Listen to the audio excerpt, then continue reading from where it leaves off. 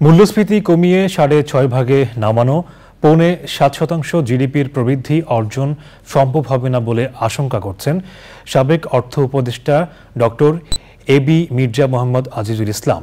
এমনকি রাষ্ট্রায়ত্ত প্রতিষ্ঠানের ঋণ কিয়ামত পর্যন্ত শোধ হবে না বলেছেন তিনি।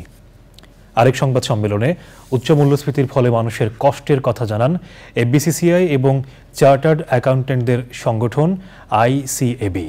রিজভী নেওয়াজের রিপোর্ট। ঢাকায় ডিবেট ফর ডেমোক্রেসির আয়োজনে ছায়া সংসদে দুটি বিশ্ববিদ্যালয়ের শিক্ষার্থীদের অংশগ্রহণে বিতর্ক অনুষ্ঠান। প্রস্তাবিত বাজেট অর্থনীতিতে স্থিতিশীলতা আনতে সহায়ক হবে কিনা সে বিষয়ে যুক্তিতর্ক তুলে ধরেন বিতর্কিকরা। প্রধান অতিথি ছিলেন তত্ত্বাবধায়ক সরকারের সাবেক অর্থ উপদেষ্টা ডক্টর এবি মির্জা মোহাম্মদ আজিজুল ইসলাম। বিরাট অঙ্কের টাকা তারা সরকারকে তথাকথিত ধার নিয়েছে, যেহেতু তারা অদক্ষ, তাদের প্রাইসিং ঠিক নাই, তাদের উৎপাদনের ক্ষেত্রে নানা রকমের সমস্যা আছে। ঋণ এইটার মাত্রা ক্রমশই বেড়ে যাচ্ছে এবং আমি বলে থাকি যে এটা কিয়ামত পর্যন্ত এই ঋণের পরিশোধ হওয়ার কোনো সম্ভাবনা আমি দেখতে পাচ্ছি না।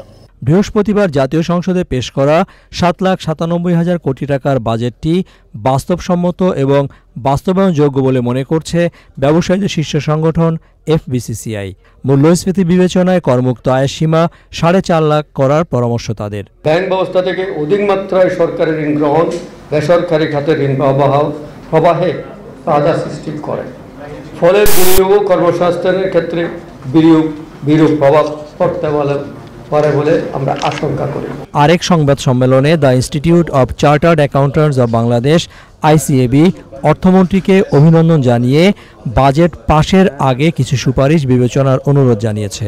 সামষ্টিক অর্থনীতির দিক থেকে দেশের মুদ্রাস্ফীতির হার ৯% এর বেশি, যা উচ্চ মুদ্রাস্ফীতির ইঙ্গিত।